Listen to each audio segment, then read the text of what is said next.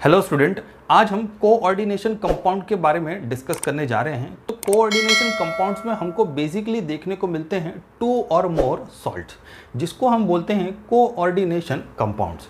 Clear? इसकी अगर बात करें तब यहाँ पर हमको देखने को मिलेगा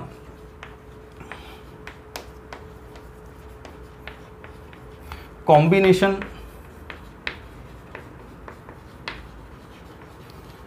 सिंपल एडिशन और 2 और मोर सॉल्ट्स। इससे बनते हैं कोऑर्डिनेशन कंपाउंड्स। क्लियर? अगर हम यहाँ पर एडिशन कंपाउंड्स की बात करें तब जैसे कि हमने यहाँ पर एक वेसल लिखे रखा है, वेसल में हमने एक तरफ ले लिया KCl और दूसरी तरफ हम लेते हैं MgCl2। इसको अगर अपने क्लोज्ड वेसल के अंदर गर्म किया जाए तभी क्या होगा, इसकी वेपर कन्वर्ट हो जाएगी और उस वेपर को आप अगर ठंडा कर दो तब क्या होगा, जो मिक्सचर तैयार होगा ना उसको हम बोलते हैं एडिशन कंपाउंड। ओके, इस मिक्सचर को क्या कहा जाएगा, एडिशन कंपाउंड। अगर हम इसी से रिलेटेड रिएक्शंस की अगर बात करें जैसे कि KCl MgCl2 एंड 6H2, तब ड्यूरिंग द रिएक्शन हमको क्या फॉर्म होता है, ड्यूरिंग द रिएक्शन हमको फॉर्म होगा KCl MgCl2 एंड 6H2 जिसको कहा जाता है कार्नेलाइट। क्लियर? नेक्स्ट एग्जांपल की बात करें तभी K2SO4 Al2SO43 24H2O और ड्यूरिंग द रिएक्शन हमको मिलेगा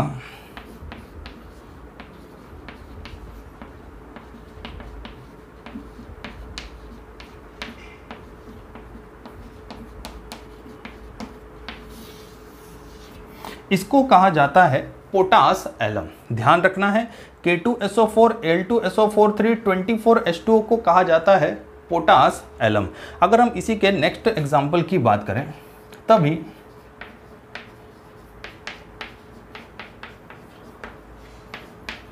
CuSO4 को अगर हम 4NH3 के साथ रिएक्ट करेंगे तब हमको देखने को मिलेगा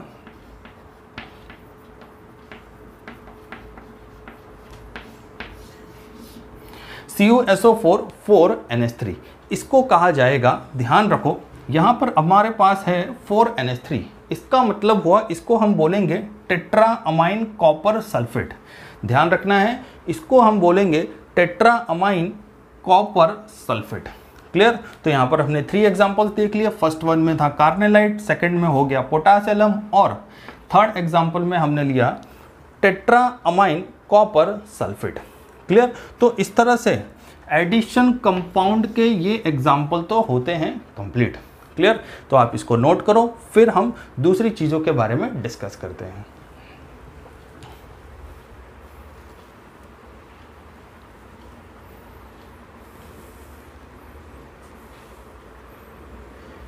ओके,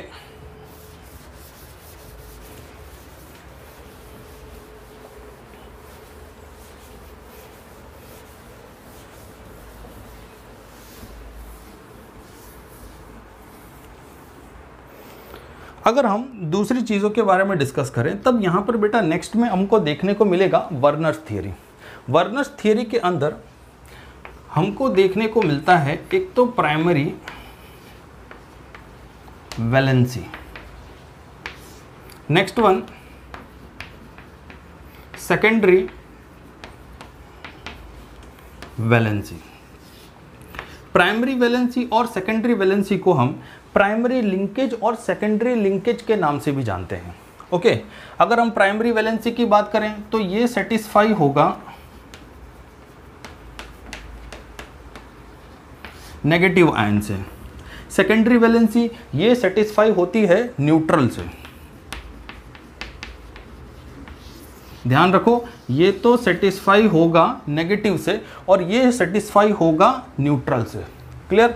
अगर हम बात करें ना तो बेटा ये तो अपने को देखने को मिल जाता है आयोनाइज्ड, और ये हमको देखने को मिलेगा non ionised. Clear. First one हमको क्या देखने को मिल जाएगा, आयोनाइज्ड। ये हमको क्या देखने को मिल जाएगा, non ionised. Clear. Primary valency ये इंडिकेट करती है oxidation number of metal ion को।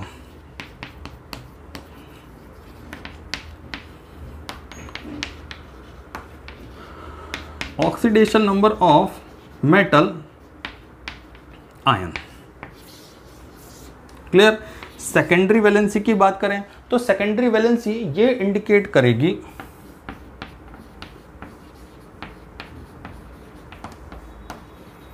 कोऑर्डिनेशन नंबर्स को। क्लियर। क्लियर। तो ये तो हो गया oxidation number of metal ion, second हो गया कोऑर्डिनेशन नंबर। ओके, तो इस तरह से प्राइमरी और सेकेंडरी वैलेंसी को क्या क्या कहा जाता है वो हमने इस एग्जांपल में देख लिया। ओके, अगर हम इसी के एग्जांपल्स की बात करें तब हम यहां पर एक एग्जांपल लेते हैं COCl3।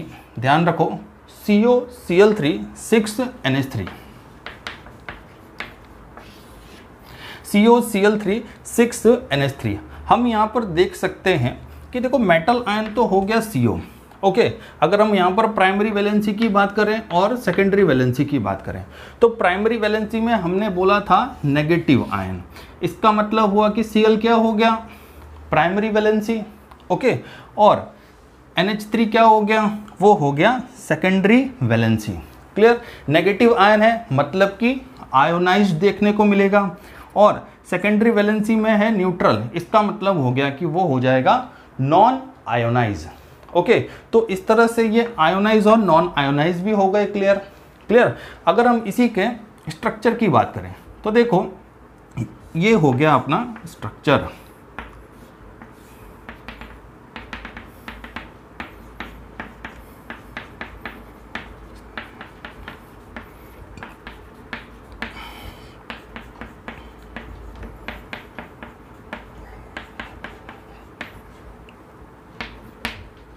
ओके, तो हम यहां पर भी देख सकते हैं कि जो प्राइमरी वैलेंसी है और जो सेकेंडरी वैलेंसी है उसकी अरेंजमेंट हमने कैसे रखी हुई है। ओके, तो इस तरह से क्या होता है कि वर्नर्स थ्योरी होती है प्रूव। क्लियर। हमको यहाँ पर एक और चीज़ का ध्यान देना है, जैसे कि यहाँ पर मेरे पास है COCl3 6NH3। ओके, तो यहाँ पर तो अपने को देखने को मिल जाएगा स्ट्रक्चर ऑक्टाहेड्रल का, लेकिन अगर इसी की जगह मैं ले लूँ COCl3 4NH3 तब अपने को यहां पर देखने को मिल जाएगा एक तो स्क्वायर प्लानर और टेट्राहेड्रल। ध्यान रखना है कि जब भी अपने पास 6 हो ना, 6 न्यूट्रल है तब तो अपने वहां पर बोल देंगे ऑक्टाहेड्रल, लेकिन अगर अपने पास है 4 तब यहां पर अपने लेंगे, ध्यान रखो, स्क्वायर प्लानर और उसको क्या कहेंगे, टेट्राहेड्रल। क्लियर। तो ये दो देखने को मिल जाएंगे, यहां पर अपने को एक ही टाइप का स्ट्रक्चर देखने को मिलेगा। ठीक है, तो ये वाला कौन सा स्ट्रक्चर हुआ, देखो यहाँ पर 6 है मतलब कि ये क्या हो गया, ऑक्टाहेड्रल। ओके, तो इस तरह से ऑक्टाहेड्रल हमने देख लिया, और साथ ही साथ कब टेट्राहेड्रल और स्क्वायर प्लानर बोलेंगे वो भी हमने यहाँ पर देख लिया। क्लियर। तो इस तरह से ये जो वर्नर्स थ्योरी थी होती है कंप्लीट। आप इसको नोट करो और फिर हम नेक्स्ट के बारे में डिस्कस करते हैं।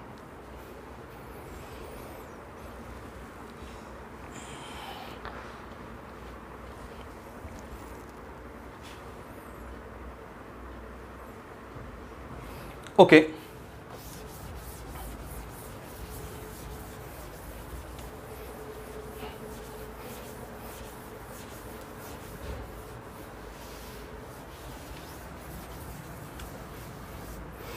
अगर अपने नेक्स्ट के बारे में डिस्कस करें तब यहां पर बेटा अपने को नेक्स्ट देखने को मिलेगा double salt. Clear. Double salt के अंदर अपने को ध्यान रखना है कि एक तो यहां पर अपने को देखने को मिल जाएंगे बेटा 2 और मोर सॉल्ट। ठीक है, कॉम्बिनेशन रिएक्शन में देखने को मिलेंगे, और यहां पर अपने को देखने को मिलेगा इक्विमोलर मास। ध्यान रखो यहां पर अपने को क्या देखने को मिलेगा,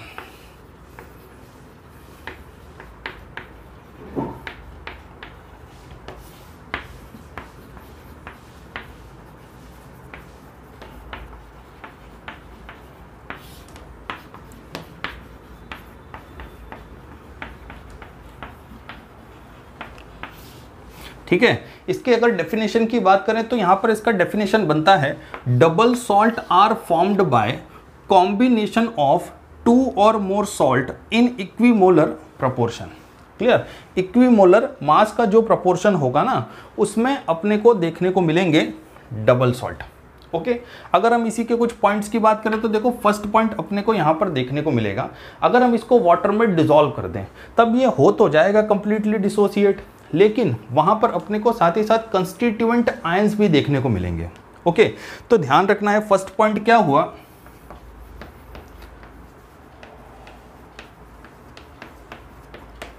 दे dissolve in water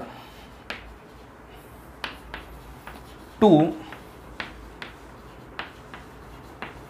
dissociate completely, ध्यान रखो, they dissolve in water to dissociate completely into their, ध्यान रखो, into their constituent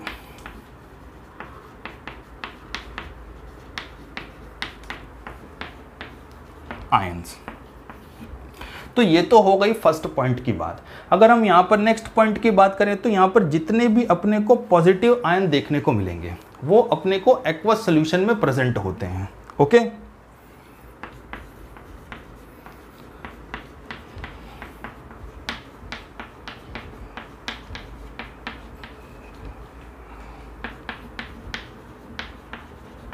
present in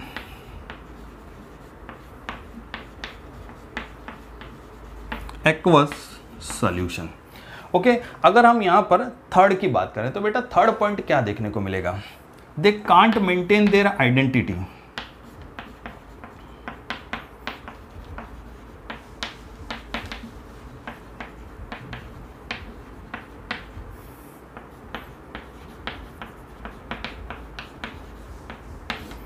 okay, they can't maintain their identity. तो देखो फर्स्ट पॉइंट क्या था, they dissolve in water to dissociate completely into their constituent ions.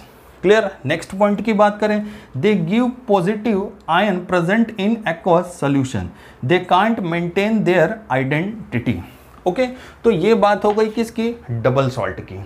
Okay, double salt के अंदर हमने इसके डेफिनेशन के बारे में भी डिस्कस कर लिया, साथ ही साथ उसी से रिलेटेड कुछ पॉइंट्स के बारे में भी डिस्कस किया। क्लियर, अभी अपने नेक्स्ट पॉइंट के बारे में डिस्कस करेंगे जिसका नाम है कोऑर्डिनेट। क्लियर, तो आप इसको नोट कर लो या तो आप इसका स्क्रीनशॉट ले लो।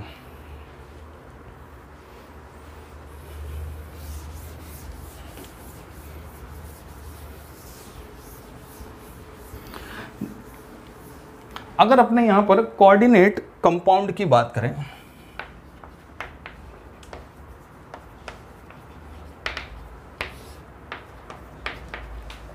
तभी अपने को यहां पर क्या देखने को मिलेगा। देखो सबसे पहली बात तो यह है कि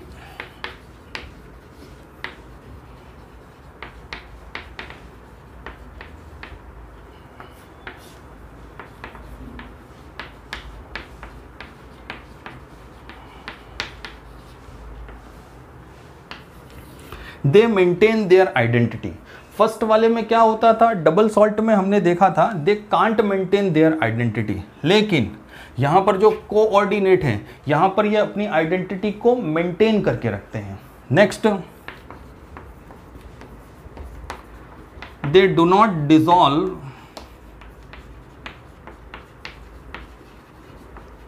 इन वाटर। देखो ये वाटर में डिसॉल्व तो होंगे नहीं, मतलब कि यहां पर अपने को कंस्टिट्यूएंट आयन भी देखने को नहीं मिलेंगे क्योंकि कंप्लीटली डिसोसिएट तो नहीं हो रहे। ओके, तो ये हो गया सेकंड पॉइंट। थर्ड पॉइंट की बात करें तो ध्यान रखना है कि यहां पर ना अपने को दे डू नॉट गिव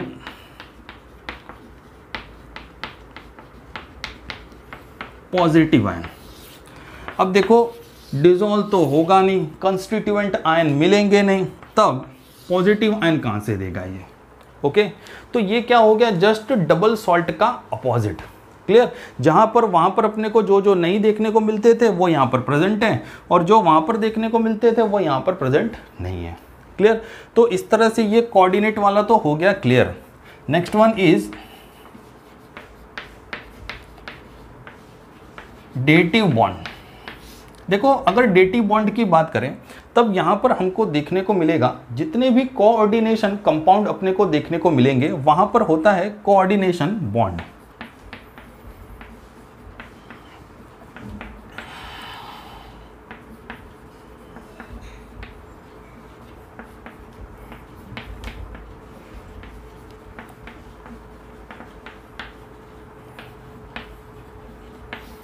तो इसको अपने क्या बोल देंगे, डेटिव बॉन्ड। ओके, इसके अगर एग्जाम्पल की बात करें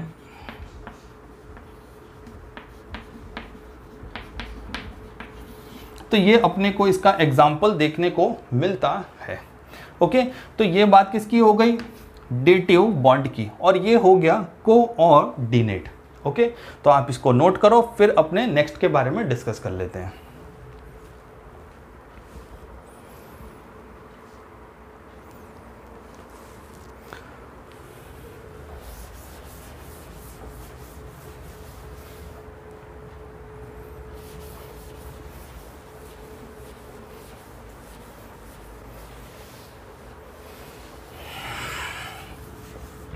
ओके, अगर हम यहाँ पर ना दूसरे पॉइंट्स की बात करें, जैसे कि कोऑर्डिनेट हो गया, डेटिव बॉन्ड हो गया, तो अभी क्या बच गया, अब यहाँ पर बचा मेटल, जिसको हम जानते हैं सेंट्रल मेटल एटम के नाम से।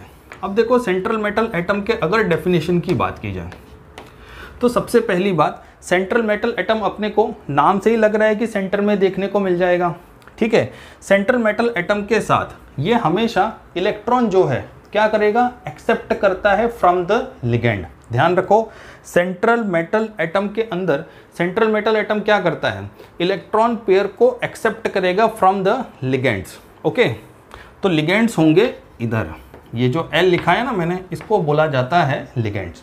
ये लिगेंड से इलेक्ट्रॉन को एक्सेप्ट करेगा और बनाएगा कोऑर्डिनेट बॉन्ड। ओके, तो इसको अपने क्या बोल देंगे, CMA, central metal atom. Clear. अगर अपने यहाँ पर कुछ पॉइंट्स की बात करें तो देखो यहाँ पर अपने को D ब्लॉक के एलिमेंट्स देखने को मिल जाते हैं मोस्ट प्रोबेबली, साथ ही साथ यहाँ पर हमको स्मॉलर साइज देखने को मिलता है। ओके, नेक्स्ट वन, यहाँ पर जो न्यूक्लियर चार्ज है वो हमको ज़्यादा देखने को मिलेगा, मतलब इंक्रीजिंग ऑर्डर में देखने को मिलेगा। और लास्ट पॉइंट की बात करें तो यहाँ पर वैकेंट डी ऑर्बिटल देखने को मिलते हैं।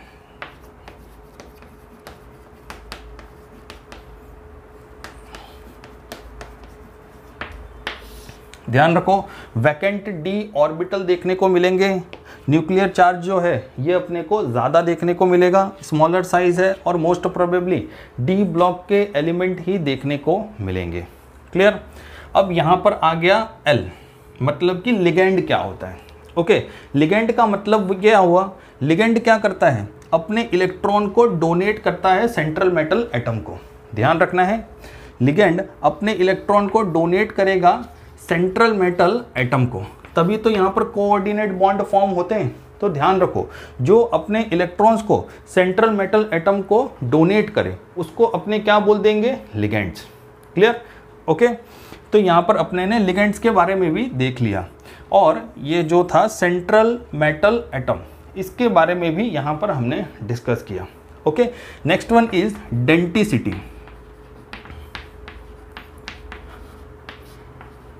अगर अपने डेंटिसिटी के डेफिनेशन की बात करें तो ध्यान रखो, यहाँ पर अपने को टोटल नंबर ऑफ लिगेंड देखने को मिल रहे हैं कि नहीं मिल रहे हैं।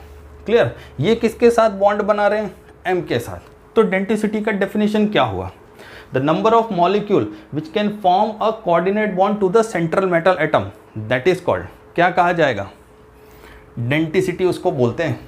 ध्यान रखो, इसका डेफिनेशन क्या था, the number of molecule which can form a coordinate bond to the central metal atom, that is called, उसको कहा जाएगा डेंटिसिटी। क्लियर। ओके, तो ये बात हो गई डेंटिसिटी की। अगर हम इसी के कुछ टाइप्स के बारे में बात करें तब यहाँ पर अपने को फर्स्ट देखने को मिलेगा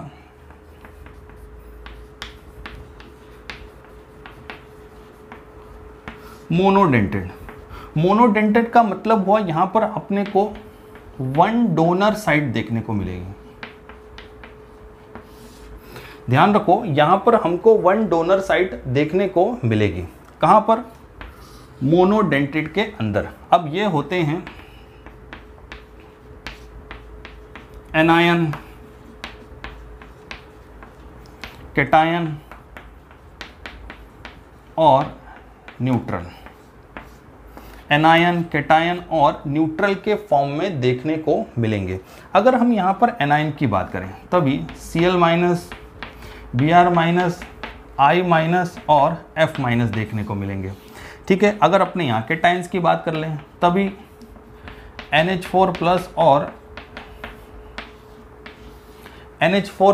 और NO प्लस देखने को मिलेगा। अगर न्यूट्रल है तभी NH3, H2O and CO। NH3, H2O और CO देखने को मिलेंगे। किस में? न्यूट्रल में। कैटायन में NH4 plus, NO plus, anion में Cl minus, Br minus, I minus और F माइनस देखने को मिलते हैं। क्लियर? तो ये बात हो गई मोनोडेंटेट की। क्लियर? तो आप इसको नोट कर लो और फिर अपने यहाँ पर नेक्स्ट डेंटेट के बारे में डिस्कस करते हैं।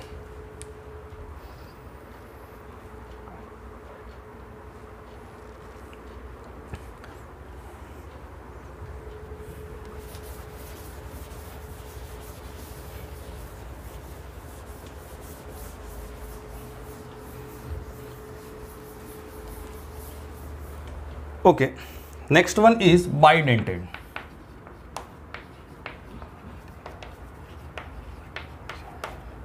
बाइडेंटेड किसको कहा जाएगा? जहां पर अपने को दो डोनर साइड देखने को मिले तब अपने उसको बोलेंगे बाइडेंटेड। यहां पर अगर अपने इसके एग्जांपल्स की बात करें ना तब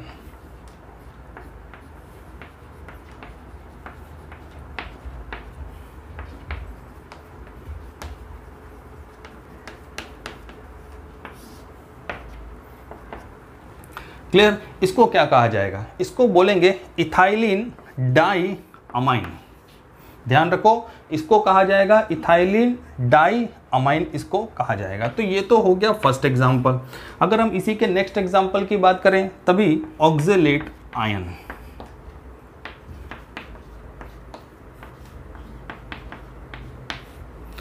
ये हो गया ऑक्जेलेट आयन। क्लियर? ओके, तो इस तरह से बाइडेंटेड के हमने दो एग्जांपल तो देख लिए। Next one is ट्राइडेंटेड।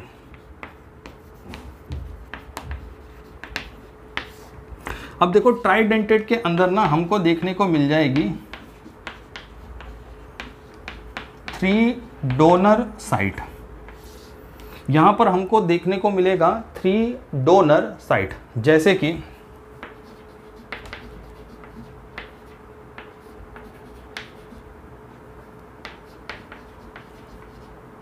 1 2 3 4। क्लियर?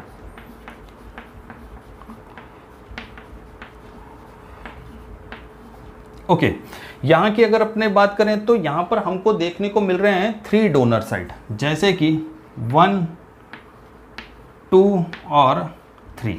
तो इस तरह से यहाँ पर 3 डोनर साइट हो गए, मतलब कि इसको हम बोल देंगे ट्राइडेंटेड। क्लियर? तो ये बात हो गई बाइडेंटेड की, इसको बोल देंगे ट्राइडेंटेड। क्लियर? नेक्स्ट हम बात करेंगे टेट्राडेंटेड और हेक्साडेंटेड के बारे में। ओके, तो आप इसको भी नोट कर लो।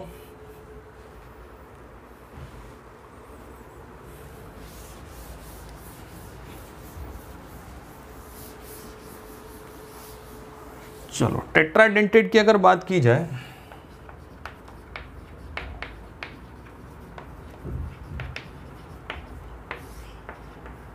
तभी अपने को यहां पर देखने को मिलता है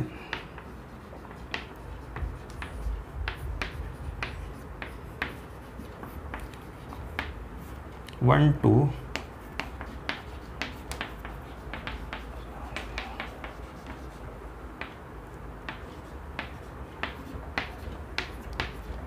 1 2 3 4 5 6 7 8, टोटल 8 इलेक्ट्रॉन तो यहां पर देखने को मिल रहे हैं। ठीक है, और ये हो गई first donor site, second donor site, third donor site और फोर्थ डोनर साइट। क्लियर? तो इस तरह से अपने को यहां पर टोटल कितने डोनर देखने को मिल गए? 4। तो इस वजह से इसको क्या कहा जाता है? Tetradentate. Next one is hexadentate. Dentate. यहाँ पर अपने को 4 डोनर देखने को मिल रहे थे, यहाँ पर अपने को 6 डोनर देखने को मिल जाएंगे। ओके, अगर अपने यहाँ हेक्साडेंटेड की बात करें,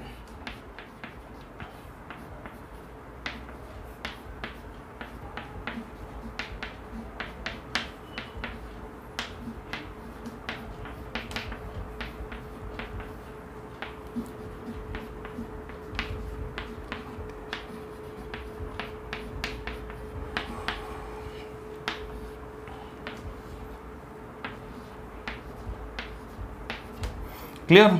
तो 1 2 3 4। अब देखो इसको क्या बोलेंगे, इसको बोला जाता है EDTA। क्लियर।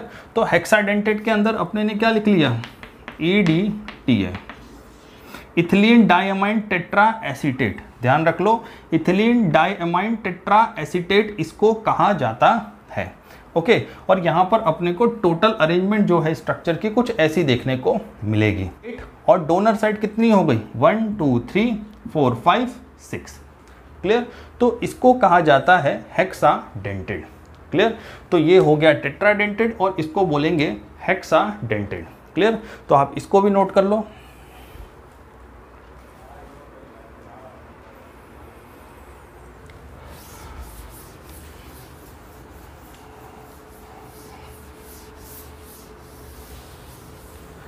ओके, तो देखो यहाँ पर अपने ने हेक्साडेंटेड टेट्राडेंटेड के बारे में तो डिस्कस कर लिया।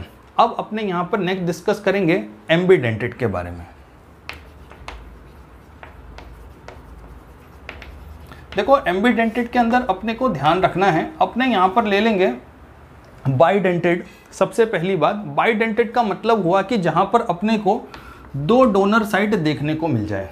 जहां पर अपने को 2 डोनर साइड देखने को मिले उसको बोलेंगे बाइडेंटेड। और बाइडेंटेड में एक चीज का ध्यान रखना कि ऐसा जरूरी नहीं है कि दोनों ही डोनर साइड क्या करें, बॉन्ड फॉर्म करें सेंट्रल मेटल एटम के साथ। दोनों में से कोई एक ही बॉन्ड फॉर्म करेगा। जैसे कि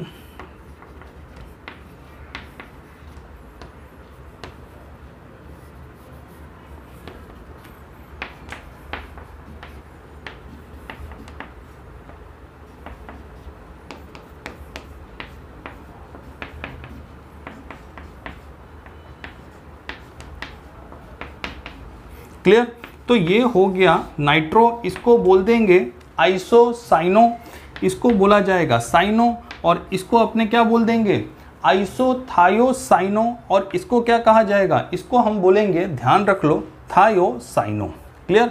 तो इस तरह से टोटल जो इसके हो सकते थे एम्बीडेंटेड, या तो आप बोल सकते हो बाइडेंटेड वाले, तो वो तो हमने यहां पर लिख दिए। Next one is फैक्सीडेंटेड।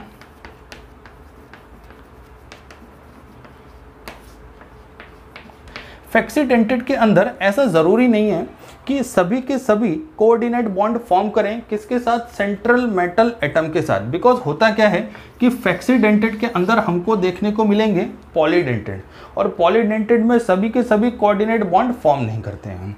आप एक और बात समझ लो कि ये अपने एक तो कोर्स में नहीं है, पर आपको इसके बारे में जान लेना है। Clear. Next one is chelate. Chelate के अंदर भी हमको पॉलीडेंटेड देखने को मिलते हैं। ठीक है, पॉलीडेंटेड का मतलब क्या हुआ, मल्टीपल टाइप की अपने को डोनर साइड देखने को मिल जाएगी। ठीक है, तो जैसे कि यहां पर मैंने ले लिया है सेंट्रल मेटल एटम। अब सेंट्रल मेटल एटम है तभी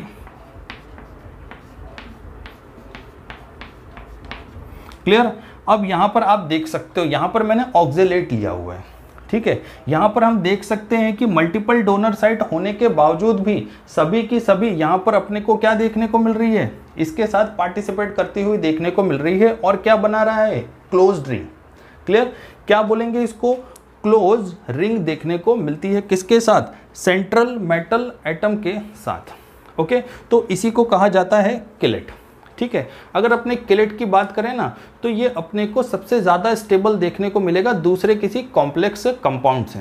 ओके, नेक्स्ट पॉइंट की अगर यहाँ पर बात करें, तो नेक्स्ट पॉइंट के अंदर यहाँ पर जो भी स्टेबिलिटी अपने को देखने को मिलती है, जिस वजह से इसकी एंट्रोपी में भी चेंजेस देखने को मिलेंगे। ठीक है, किसकी वजह से, स्टेबिलिटी की वजह से अपने को एंट्रोपी में भी चेंजेस देखने को मिलते हैं। ओके, अगर हम यहाँ पर थर्ड पॉइंट की बात कर लें, ये हो गया 1, 2 और थर्ड पॉइंट की बात करें। अब देखो यहाँ पर अपने पास जो सेंट्रल मेटल एटम है, सेंट्रल मेटल एटम यहाँ पर एक क्लोज रिंग बना रहा है, ठीक है। अब चलो मैं इसको कर दूं डिस्प्लेस और इसकी जगह किसी डोनर साइट को लाके रख दूं, तभी क्या होगा, ये इक्वल देखने को मिलनी चाहिए डेंसिटी के। क्लियर, इक्वल देखने को मिलेगा तो एंट्रोपी इंक्रीज होगी, एंट्रोपी इंक्रीज होगी तो अपने को स्टेबिलिटी भी बढ़ती हुई देखने को मिलती है, ठीक है। लास्ट पॉइंट, यहाँ पर जितने नंबर ऑफ सर्कल्स होंगे, जैसे कि 5 हो गए, 6 मेंबर, अगर अपने को यहाँ पर रिंग देखने को मिली तो वहाँ पर स्टेबिलिटी भी ज़्यादा देखने को मिलेगी। Okay, clear. तो इसी को कहा जाता है किलेट। किलेट में अपने ने क्या देखा, देखो क्लोज रिंग देखने को मिल रही है कि नहीं मिल रही, ठीक है। साथ ही साथ इसके फर्स्ट पॉइंट के बारे में अपने ने क्या बोला था, फर्स्ट पॉइंट में हमने ये बोला था कि ये ज़्यादा स्टेबल देखने को मिलेगा दूसरे किसी सिंपल कॉम्प्लेक्स से। सेकंड पॉइंट की अगर बात करें, तब सेकंड पॉइंट के अंदर हमको क्या देखने को मिलता है कि स्टेबिलिटी बढ़ेगी। अब यहाँ पर साथ ही साथ एंट्रोपी में भी चेंजेस देखने को मिलते हैं। लास्ट पॉइंट में हमने ये बोला कि कोई भी मोनोडेंटेड डोनर साइट होगा आपके पास, ठीक है, डोनर साइट है तो ये अपने को इक्वल देखने को मिलेंगे उसकी डेंसिटी के। क्लियर, बिकॉज ऑफ वहाँ पर अपने को एंट्रोपी बढ़ती हुई देखने को मिलेगी, एंट्रोपी बढ़ती हुई देखने को मिलेगी तो स्टेबिलिटी भी आपको बढ़ती हुई देखने को मिलती है। क्लियर। और लास्ट पॉइंट जो हमने डिस्कस किया था, जहाँ पर हमने ये बोला था कि अगर मेरे पास 5 और 6 मेंबर रिंग है, ठीक है, तो स्टेबिलिटी इंक्रीज होगी, किसमें, स्टेबिलिटी इंक्रीज होगी किलेट में। Okay, clear. तो इस तरह से ये किलेट वाला टॉपिक तो होता है कंप्लीट। ओके, तो आप इसको भी नोट कर लो, फिर अपने ऑक्सीडेशन के बारे में डिस्कस करेंगे। अगर हम यहां पर ऑक्सीडेशन नंबर की बात करें तभी देखने को मिलेगा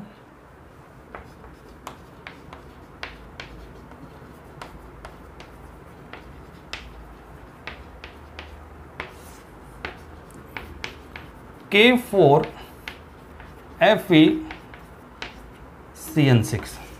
ओके, K4FeCN6 में अगर मेरे को ऑक्सीडेशन नंबर निकालना है Fe का, तभी हम क्या करेंगे,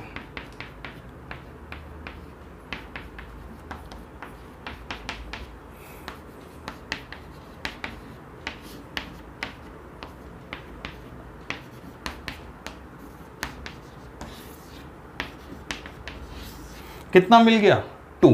अगर हम यहाँ पर नेक्स्ट एग्जांपल की बात करें तभी यहाँ पर देखने को मिलता है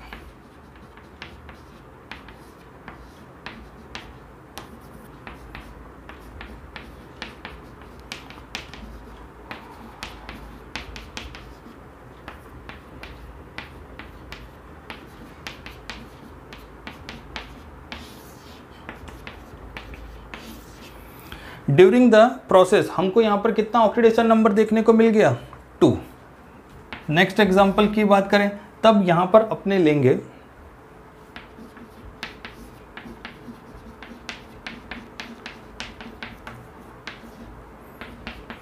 और अगर CO के ऑक्सीडेशन नंबर की बात करें तब यहाँ पर हम देख सकते हैं कि ये तो हो गया X और यहाँ पर अपने को देखने को मिल गया 2।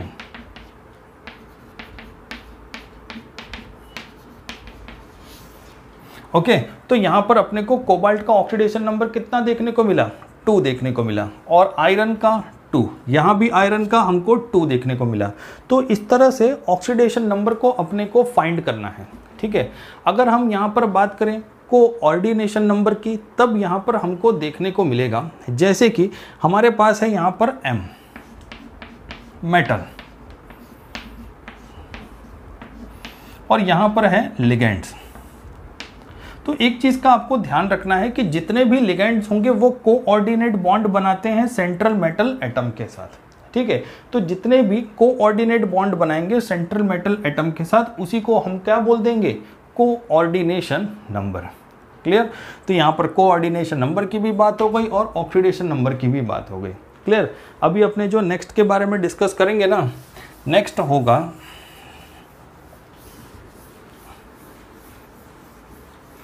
हम नेक्स्ट डिस्कस करेंगे यहाँ पर होमोलेप्टिक और हेट्रोलेप्टिक के बारे में। होमोलेप्टिक की अगर बात करें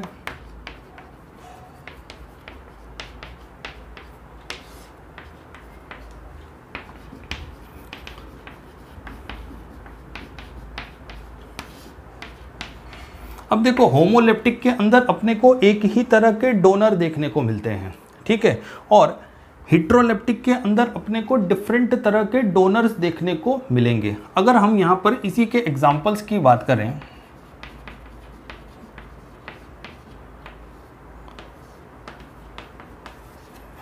ओके, तो यहाँ पर क्या देखने को मिल जाएगा, CONH3 6 3+। ओके, अगर हम हेट्रोलेप्टिक के एग्जांपल की बात करें तब देखने को मिल जाएगा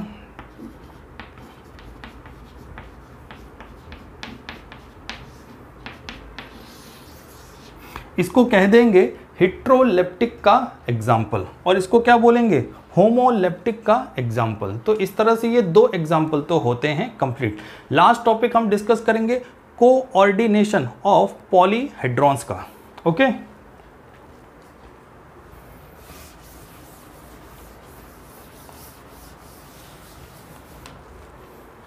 अगर अपने यहां पर कोऑर्डिनेशन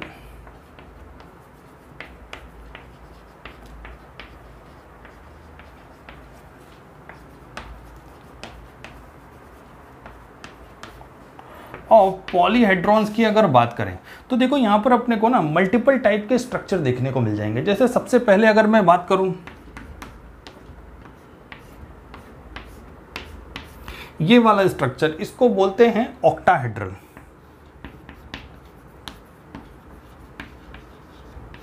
क्लियर। नेक्स्ट वन, इसको अपने क्या बोल देंगे, टेट्राहेड्रल। इसको अपने क्या बोलेंगे, square planar. Square planar, tetrahedral, और इसको कहा जाता है ऑक्टाहेड्रल स्ट्रक्चर। क्लियर। चलो, तो ये तो हो गए तीन स्ट्रक्चर। अगर हम नेक्स्ट स्ट्रक्चर की बात करें तभी इसको क्या कहा जाएगा, इसको हम बोलते हैं ट्राइगोनल बाई पिरामिडल।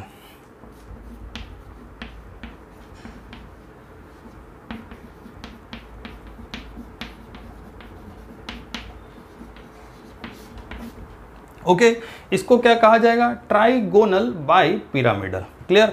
तो इस तरह से ये टोटल हमने कितने ड्रॉ कर लिए, हमने टोटल ड्रॉ कर लिए 4 स्ट्रक्चर, जो कि हैं कोऑर्डिनेशन पॉलीहेड्रॉन्स के एग्जांपल्स। तो इस तरह से इसके सभी एग्जांपल्स होते हैं कंप्लीट, और यहाँ पर अपना जो इंट्रोडक्टरी पार्ट था वो भी होता है कंप्लीट। क्लियर। तो मिलते हैं नेक्स्ट लेक्चर में।